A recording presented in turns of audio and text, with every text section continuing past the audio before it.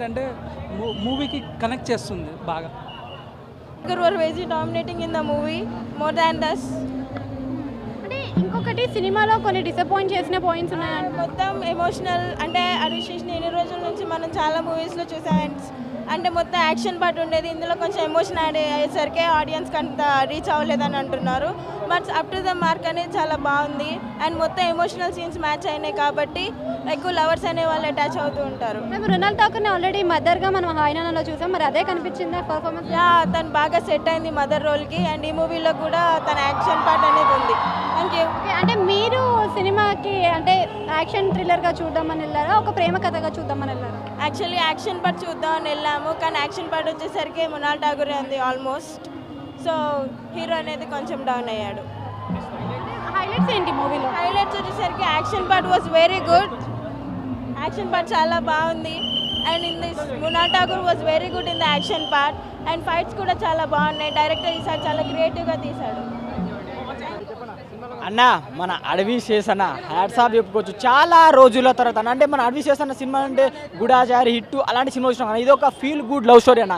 అంటే ఎమోషనల్గా ఈ సినిమాకి మృణాల్ ఠాకూర్ అండ్ మన అడవి చేసన్న వాళ్ళిద్దరు యాక్టింగ్ మాత్రం అదిరిపోయింది. ఒక సినిమా పరంగా చూస్తే లవ్ ఆ ఎమోషనల్ చాలా కనెక్ట్ అయిపోతుంది. చాలా రోజుల తర్వాత మంచి సినిమా అన్న.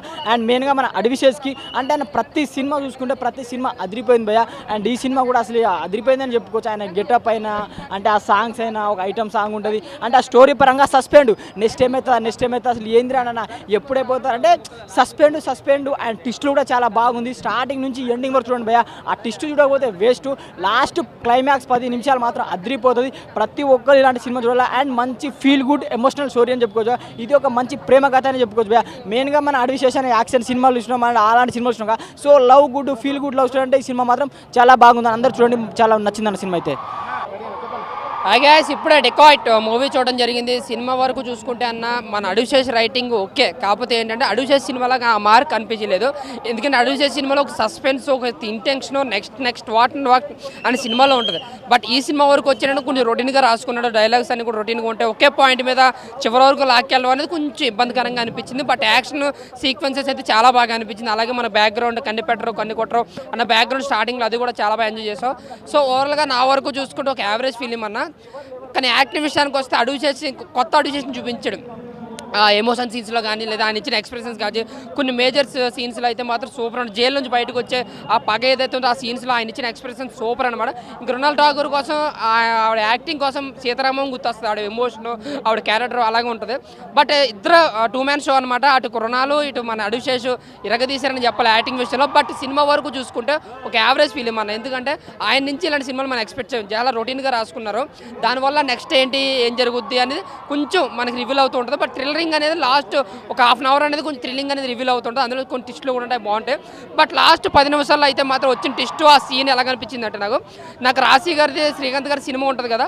సో నాకు ఆ సినిమా అయితే గుర్తొచ్చింది. హోల్డ్ మూవీ హార్ట్ ఇస్తాడు కదా, ఆ సినిమా అనేది చాలా బాగా అనిపించింది నాకు. బట్ నా వరకు చూస్తుంటే ఒక యావరేజ్ ఫిలిం అన్నాం.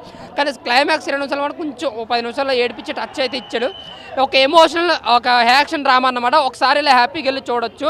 ఇది గొప్ప సినిమా లేదంటే ఇండస్ట్రీలో కానీ ఏం చెప్పట్లేదు, కానీ ఒకసారి అయితే ఎవరికే బోర్ కొట్టదో హ్యాపీగా వెళ్ళి చూడొచ్చు. అడుగు చేసి నుంచి ఈ సినిమాలో అయితే ఎక్స్పెక్ట్ చేయట్లేదు.